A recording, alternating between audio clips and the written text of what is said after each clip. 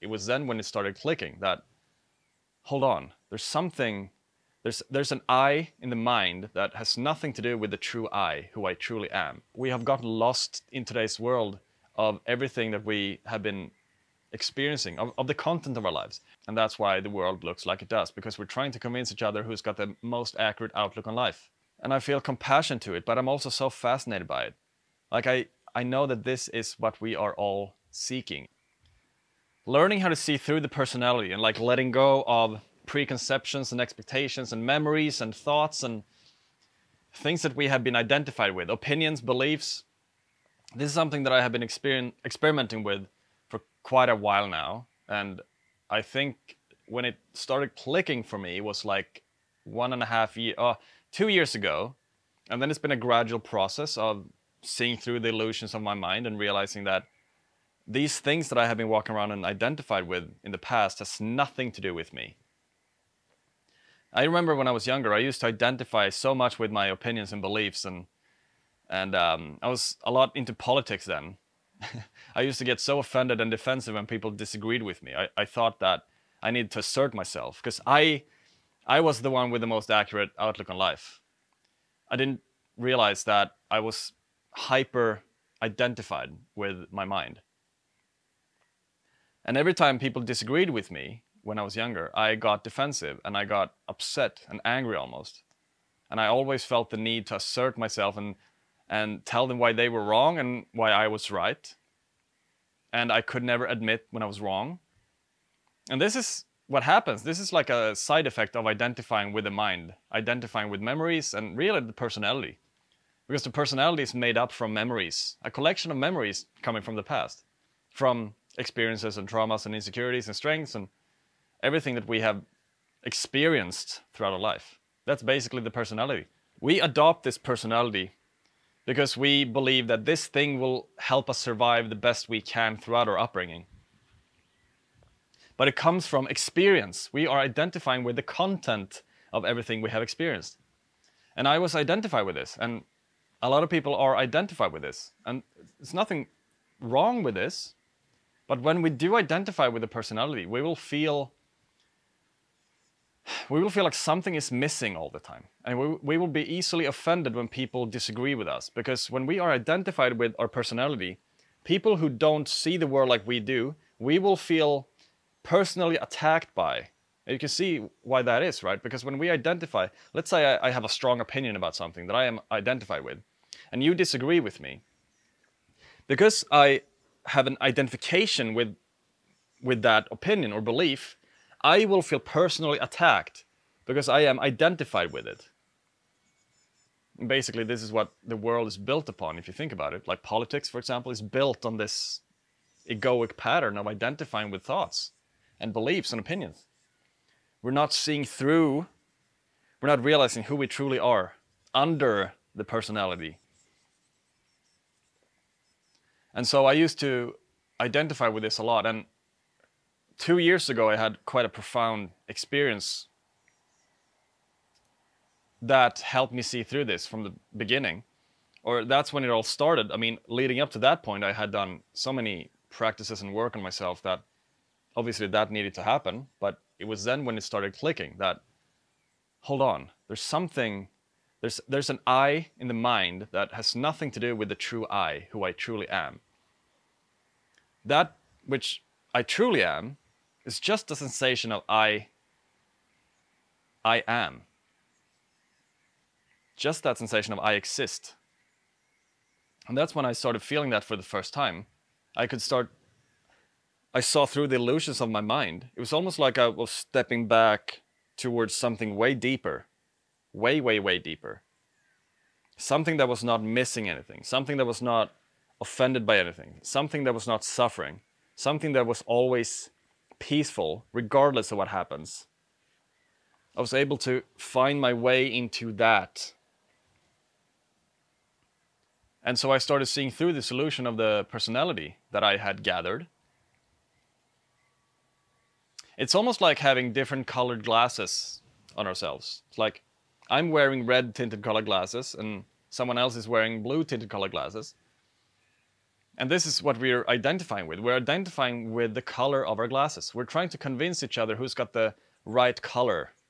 So if I'm looking out at the world with a filter or like a lens, through a lens of red, and the other is looking out at the world through a lens of blue, how am I going to try and convince that person how I see the world, or what the actual world, what reality looks like? It's impossible. I could never, ever, ever do that, right? I will only group up with people that have similar color glasses. Not the same color though, because that doesn't exist, but the same nuance. So I will group up with people that look at the world through a lens of red. And then we will cast out the other ones. We will think that they are crazy. They don't understand us. How can they be so stupid? So they become the villain just because they have a different color on their lens of the glasses. We're not realizing that we are identified with the personality in this way. This is exactly what I'm talking about. We are identified with the filter. We are identified with the content of our lives. And so we will only get along with people who look out at the world through a similar type of filter. So there will always be a villain all the time. There will be a villain in the world, and there will be villains everywhere, basically. And we will also have friends that agree with us and that we can get along with, a community. But when we identify with the personality and when we identify with the color of our glasses, we will always feel separate from one another. We will feel superior to people. We will feel like we are the only ones that have lived through my life, because I'm the only one that has had my experiences, so I know better. My suffering is a little bit worse. My opinions are a little bit more true. But when we learn to come back to the true self, to I, that which I started experiencing 2 years ago, we will realize that we are all one. It's like taking off the glasses and realizing, whoa, is this what the world is supposed to be like? Now I see green and I see blue and I see yellow and I see all colors. I'm not only looking at the world through a lens of red anymore. I actually see everything now so much more clearly. And there's no reason for me to try and convince people why I look at reality the way I do, because I'm just one expression. I'm just one filter. But we are all that which is looking out at the world through that filter. We're all I. We all refer to ourselves as I. Everything in the universe refers to themselves and itself as I, right? Even animals, even though they can't think I, or they have no language, obviously, but they still come from a place of I, right? Even their instincts, I need to eat. It's like it comes from a place of I. Plants, trees, everything has a core essence of I. Our true nature, everything is that. It's the same I. When we rest as that, it's the same I. And so when I learned to not look at the world through my personality as much, and when I learned to see through the illusion, it felt like I became everything, and I was looking in at this reality through everything. Through one thing, through one source, I. And I was everything, and I was everyone, and everyone has that, but we have forgotten that because we are so identified with the personality. We have gotten lost in today's world of everything that we have been experiencing, of the content of our lives. We're not realizing that we are all that which is looking out here. We're all looking out at the world from the exact same perspective, from I. But we overlook that. And we're seeking for fulfillment in the world. We think that I will be able to enhance myself somehow by attaining some pleasurable outcome in the future, like a new paycheck or a new car or a new girlfriend or a new house, whatever.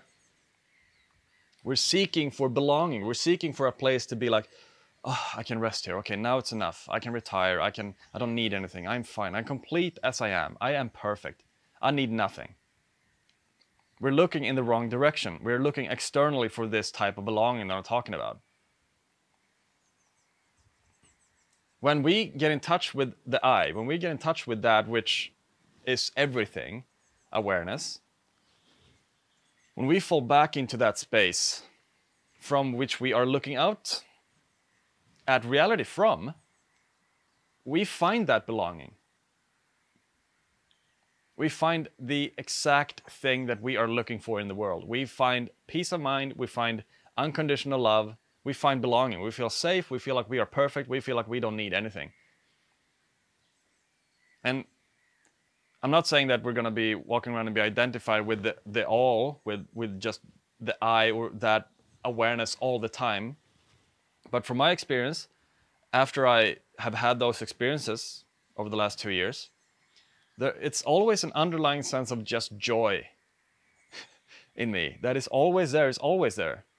And that's why I'm so fascinated by this. And that's why I'm so passionate about helping people see the same thing and experience the same thing, because I know that it works. And if you're interested in learning more about this, if you're curious about this, then click the first link in the description and apply for my coaching, and maybe we can work together. I know that this works because I have experienced it myself. I used to doubt this. I used to think that this was just woo-woo stuff it was just man-made or fantasized, or that it had nothing to do with anything, that it was, I don't know, me judging something, which also comes from the personality, because it sees threat in everything as well. Everything that is not in accordance to my own worldview about whatever I have collected from my personality and all the content, everything that is not similar to that or in accordance with that, I will see as a threat. And they will be the villain. They have blue colored glasses and I have red. Those people, we need to look out for those people. They are the villain. We don't trust them, right? And so that's what I used to believe with people speaking about this. I used to think that they were crazy. And that's what happens when we identify so much with the personality. We see threat in everything that is not in accordance with our own reality and worldview. And that's why the world looks like it does, because we're trying to convince each other who's got the most accurate outlook on life. Because we are identified with the content we have lived through. We're not realizing the source of ourselves. We're not realizing the I. This whole journey that I have been on over the last 7 years is all about forgetting who I am, identifying with the I in the mind, and feeling fear, and feeling judging people, and feeling anger and sadness, and like something is lacking, and believing that I can fulfill myself in the future. 2, remembering my true self, the I, feeling belonging, feeling love, feeling joy, feeling peace, feeling free. And then forgetting myself again, and thinking that, I need to find myself back. And then I get panic, and I think that I have lost this over here forever. And then eventually I remember again. And so what I have learned is to fall in love with the entire journey of forgetting who I am, identifying with the mind, identifying with the separate self, identifying with the personality, and then remembering who I am again. This entire back and forth, the dance in between the true me and the made up me, the personality, that is the process that I have learned to fall in love with. And when I started understanding that there's no reason for me to chase anything, when I gave that whole thing up, everything just started clicking deeper for me, that this is the entire thing that I need to focus on. I don't even need to do that. I simply have to allow everything. I just simply have to allow everything that happens all the time. That's all I need to do. And when I learn to do that, and when I poke the people I work with towards that realization, and when I see their eyes light up, it's like when they start to finally get it, that maybe this is exactly what I'm supposed to do in this exact moment. Like nothing beats that. And it's so simple. It's so ridiculously simple that and that's why it's so difficult, because we want it to be some type of destination, or like some achievement, or something that I need to do, something that I need to overcome. And obviously there are things and practices and exercises and stuff that help, obviously. I mean, the work that I had done on myself, I'm not sure if I would have had the realizations or the knowledge or understandings or the recognitions that I've had right now if I hadn't gone through that. Of course, I'm not saying that we should quit But eventually it comes to a point where I'm like, I get it now. Maybe it's just this. Then I need to... Maybe this is the exact thing I'm supposed to do right now. This is my purpose. Just be here now. Like Ramdas would say.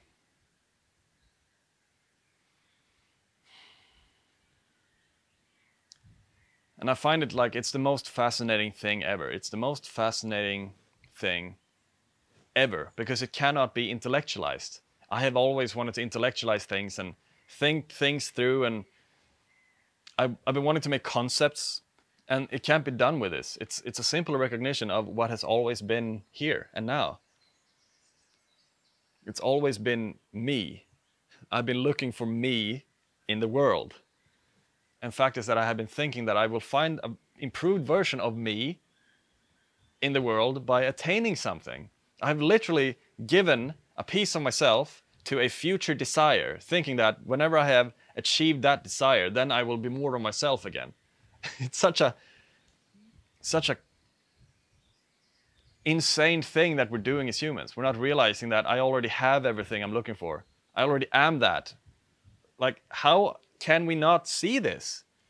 I know why we can't see this, because we are identified with the personality. I understand it. I know that. But it's such a joke, almost. It's such a joke. And I feel compassion to it, but I'm also so fascinated by it.